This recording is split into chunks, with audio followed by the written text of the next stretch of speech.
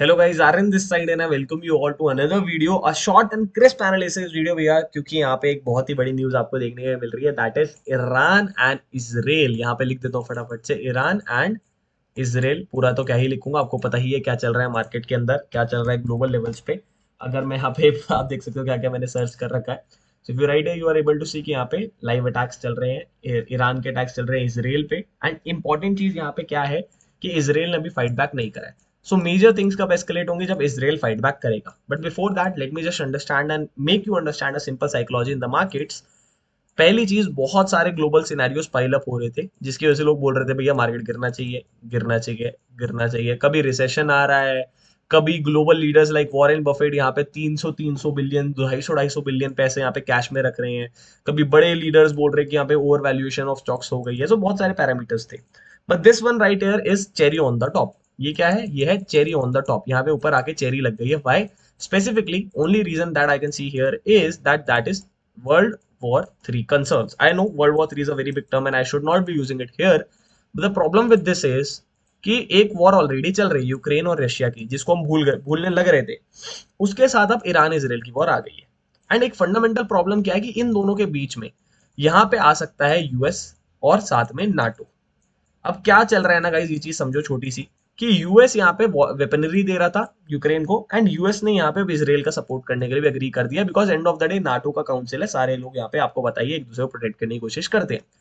The problem with this is कि यहाँ पे जब इसराइल स्ट्राइक बैक करेगा तो आपको पता चलेगा कि it is surrounded by supporting countries, जो कि ईरान की सपोर्टिंग कंट्रीज है। बहुत सारी कंट्रीज जो ईरान को सपोर्ट करना चाह रही है at this point.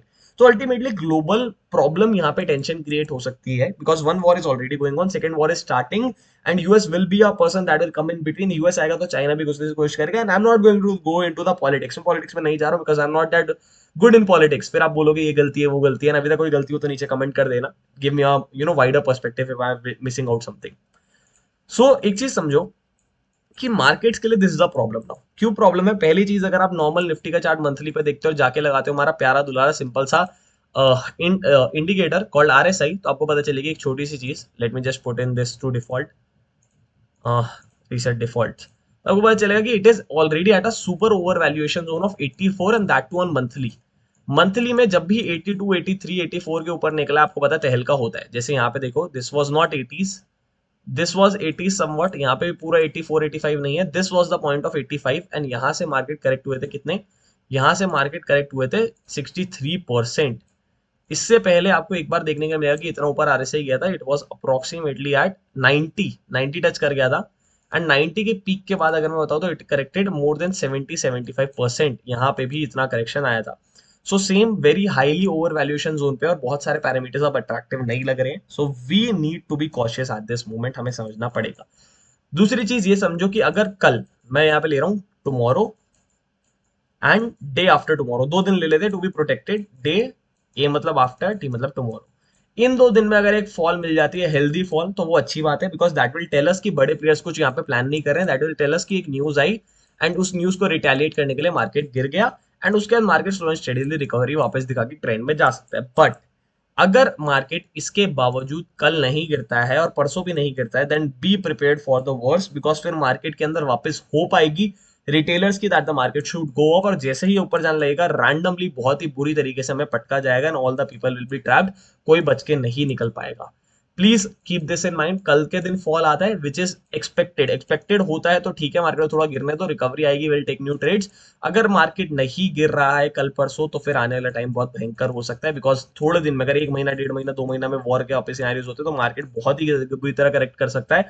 20%, 25% will be nothing when that correction happens, and you will probably hear me this saying this for the first time कि correction आ सकता है। तो please be prepared for this. Now what should be a plan of action? Monthly time frame, बड़े time frame पे मैंने आपको बता दिया है ये प्लान ऑफ एक्शन चाहिए। If you are taking swing trades, SL tight रखो, निकल जाओ, एसएल आते ही न्यू अपॉर्चुनिटीज मिलने पे लेंगे। इन्वेस्टमेंट अपॉर्चुनिटीज है, कोई बहुत ही अच्छे प्रॉफिट चल रहे हैं, 200%, 150%, थोड़ा सा प्रॉफिट बुक कर लो, थोड़ी सी क्वांटिटीज रखो। फ्रेश पोजीशंस फिलहाल के लिए आई वुड रिकमेंड अभी 1-1.5 हफ्ता नहीं बनाओ यहाँ पे, ये मेरी सिंपल सजेशन आप लोग के लिए रहने वाली है।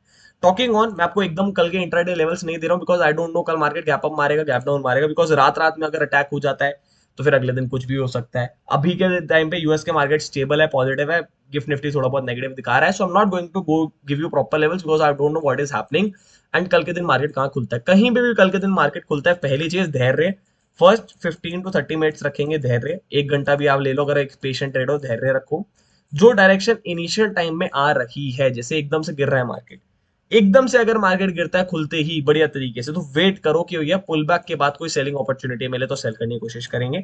एकदम से मार्केट गिरता नहीं है, थोड़ा सा मार्केट खुलता है और स्टेबलाइज हो जाता है कि भैया हाँ मैं गिरूंगा नहीं गिरूंगा, तो एक ब्रेकडाउन का वेट करो, फिर डाउन साइड ट्रेड देखेंगे।